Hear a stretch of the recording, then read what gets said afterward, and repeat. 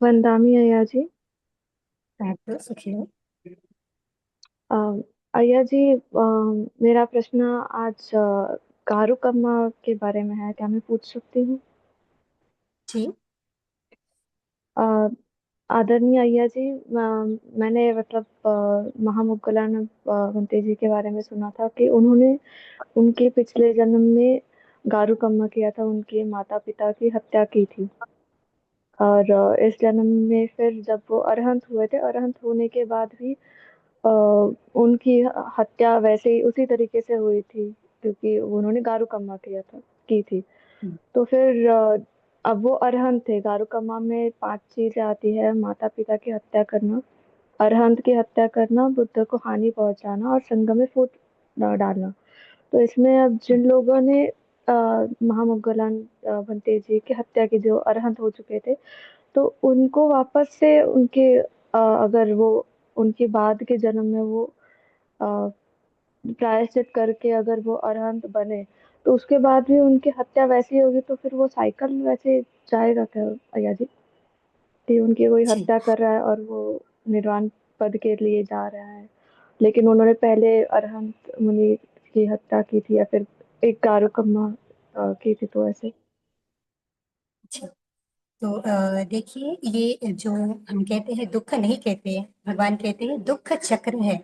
यानी कर्म करना, किसी कारणवश अगर कर्म होता है, किसी हेतु की वजह से ये कर्म होता है, तो उसके बाद में उसका विपाक भी सहन करना पड़ता है। इसे कहा जाता है दुख चक्र।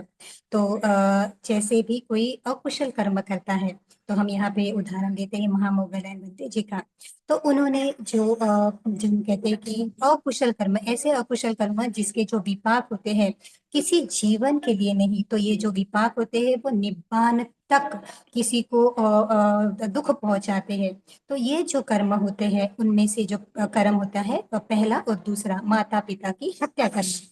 तो यह कर्म उन्होंने अपने एक जीवन में किया था, तो उसी कर्म के कारणवश, क्योंकि हेतु था, मन में लोभ था, द्वेष था, मोह था, इसकी वजह से, अकुशल हेतु की वजह से अकुशल कर्म हुआ। और उस अकुशल कर्म का विपाक उन्होंने केवल एक जन्म में नहीं, बहुत सारे जन्मों में उनकी हत्या हुई है, क्योंकि उनका जो कर्म था उस प्रकार से भारी परिणाम देने वाला था। तो बहुत सारे जन्मों में उनकी हत्या हुई। और जिसे कहा जाता है निब्बान, निब्बान यानी सभी, जो हम कह सकते हैं कि दुखों का नाश होना। लेकिन फिर भी ऐसे ये 5 अकुशल जो कर्म होते हैं, उस 5 अकुशल कर्म का विपाक निर्वाण के बाद में भी होता है, इवन सम्यक संबुद्धत्व प्राप्त करने के बाद में भी होता है। जैसे हम ने सुना है कि जो देवदत्त बनते जी थे, उन्होंने भगवान बुद्ध को मारने के लिए वहां से शिला फेंकी थी। तो वो भी जो कर्म है, वो भी कर्म जो भगवान थे उनके पूर्व काल के जो कर्म थे, है ना। एक काल में उन्हें छोटे से बच्चे थे, तो उन्होंने भूलवश वो जो उनको से हाथ से जो पत्थर है, वो पत्थर पच्चीक बुद्ध को लग गया था, उनके पैर से पीड़ा का अनुभव हुआ था। तो उस कर्म के कारण अनेक जन्मों में उन्होंने वो पीड़ा सहन की, और जब सम्यक संबुद्ध भी हुए, तो भी उस कर्म से उनकी जो है, उस कर्म से उनको सहन करना पड़ा। तो यही होता है, हम कहते हैं कि कर्म और कर्म के सिद्धांत। इसीलिए भगवान बुद्ध का जो धम्म है वो एक, हम नहीं कह सकते वो किसी कोई संप्रदाय है, वो एक मार्ग है। वो ये मार्ग बताने बताने का है कि अगर आपने अकुशल कर्म किए, तो उसकी परिणति आपको इस जीवन में भी अशांति के रूप में आएंगी, और उसके बाद में भी आपको उससे दुख ही मिलेगा।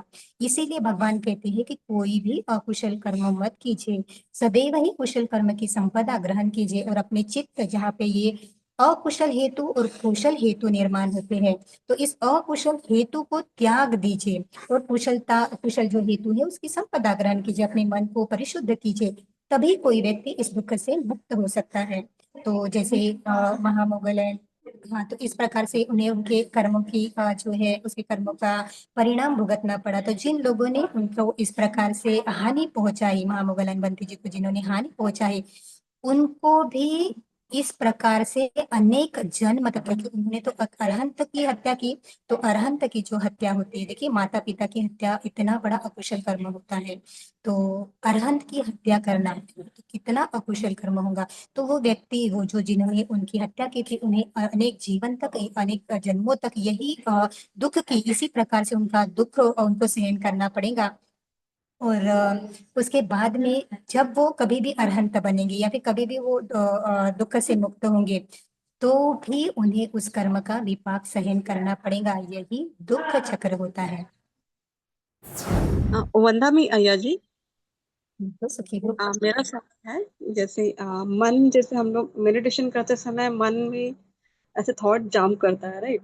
सो उस हम्म, समय, तो मेडिटेशन करने की वजह से हम लोग we are in mindfulness, so we know, we are aware, we are with awareness we are doing this, right? So हमें पता हम्म, होता है आ रहा है तो क्या करना चाहिए, बट जैसे हम काम कर रहे हैं ना, और हमारा ओपोजिट भी है, सो हमें पता नहीं चलता कौन सा थॉट आ रहा है, क्या हो रहा है। बट सडनली कुछ समय के बाद हमें समझ में आता है कि अरे, हमने हमारे मन से गलती हो गई, यानी कोई पुराना थॉट जंप होता है जो थोड़ा बुरा होता है, लाइक हम हमारा मतलब क्रोध बढ़ जाता है जैसे, राइट? सो ये एक हम्म। क्वेश्चन है, उस समय हमें कैसे करना चाहिए और क्या इसका भी विपाक मिलेगा? एंड सेकंड क्वेश्चन, जैसे अभी बताया कि पिता की हत्या, माता पिता की हत्या करने के कारण मोगलायन बनते जी को उनका विपाक मिला। सो कभी कभी मैंने देखा है कि माता पिता ही बच्चों के लिए दुख का कारण होते हैं। तो क्या इस समय माता पिता को भी इसका विपाक मिलेगा या मिलता होगा? Thank you. देखिए, सबसे पहले तो है कि अपने मन में जो है सती सती रखना बहुत जरूरी है। अपने काया के प्रति, अपने वचक के प्रति और अपने मन के जो निर्माण हुए हैं, जो हेतु है, उन हेतु के प्रति कोई व्यक्ति अगर सजग नहीं होता है, तो यह संभव है कि उसके हाथ से अकुशल कर्म हो गए। अगर कोई व्यक्ति अपने काया के, वाचा के और मन के जो कर्म है उसके प्रति सती में रहता है, जानता है कि मेरी काया में इस प्रकार से यानी मेरे मन में इस प्रकार से कैसे कर्म का निर्माण हो रहा है, मेरे काया से मैं किस प्रकार का कर्म कर रहा हूँ, मेरी वाणी से मैं किस प्रकार का कर्म कर रही हूँ। तो अगर यह हमें एकदम से तो नहीं आएगा, लेकिन हमें बढ़ाना है। जिस प्रकार से हमारे शील अखंडित रहेंगे, जिस प्रकार से हम अपने चित्त को हमेशा ही कुशल कर्म में, कुशल हेतु में हम उसको प्रतिष्ठापित करेंगे, तो ही वो बहुत ये इसीलिए हो जाएगा कि हमारे हाथ से अकुशल कर्म ही ना हो। और जैसे कहा है कि कभी कभी माता पिता होते हैं, तो चार प्रकार के भगवान ने बताए हैं, पुत्र और माता पिता। तो कोई कोई माता पिता होते हैं जो होते हैं शील संपन्न होते हैं, अच्छे कार्यों में व्यतीत रहते हैं, और उसका जो पुत्र होता है वो पुत्र अकुशल कर्मों में व्यतीत होता है, शीलों का पालन नहीं करता है। तो ये एक प्रकार के माता पिता का संबंध हो गया। कोई कोई ऐसे होता है कि माता पिता शील संपन्न है और पुत्र भी शील संपन्न है। तो इस प्रकार से जो दोनों भी शील संपन्न है, तो एक में के सुख का आधार बनते हैं।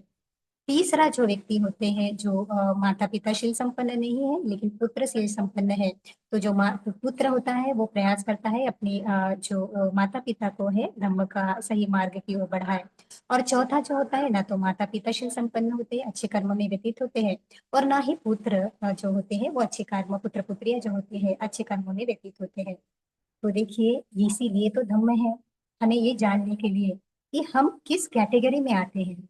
अगर हम ये नहीं जानेंगे कि हम किस कैटेगरी में आते हैं, तो हम अपने आप को चेंज कैसे करेंगे, हम कुशलता की ओर क्यों क्यों बढ़े, कैसे बढ़ेंगे। तो बहुत जरूरी है अपने आप को जानना कि मैं किस प्रकार के पुद्गल में हूँ, किस प्रकार के जो मेरे चित्त है उस किस प्रकार का है।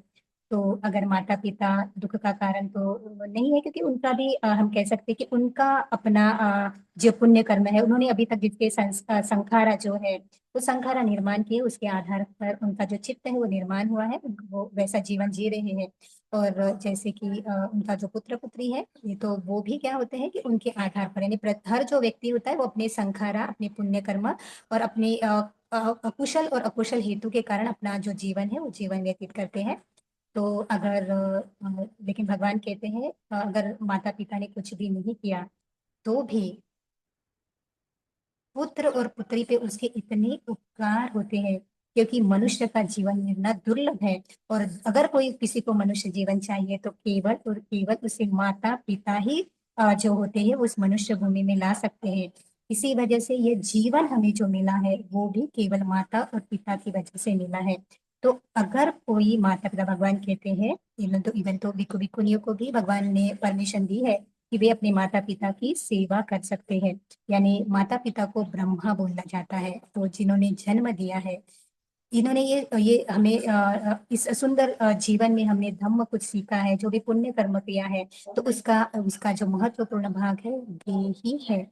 तो माता पिता के प्रति कभी भी हमें ऐसे लगता है कि उन्होंने हमारे लिए क्या किया है, तो सोच लीजिए कि आपका जो जीवन है वो केवल और केवल उन्हीं के बहुत उपकार हम पे है। तो भगवान कहते हैं कि कोई जो संतान है, कोई पुत्र पुत्री है, अपने माता पिताओं की बहुत सेवा करे, बहुत ही सेवा करे, फिर भी उनके उपकारों का जो ऋण है वो नहीं फेड़ सकते हैं, वो कभी उनको वापस नहीं कर सकते हैं।